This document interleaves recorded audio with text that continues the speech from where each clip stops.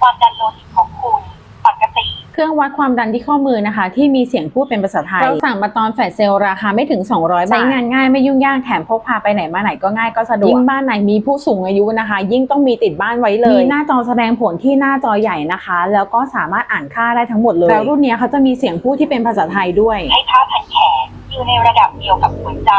แล้วตอนนี้เขาจัดโปรอยู่นะคะราคาไม่ถึง200 บาทใครสนใจเดี๋ยวจะแปะพิกัดไว้ให้ตะกร้าเหลืองซ้ายมือที่เดิมเลย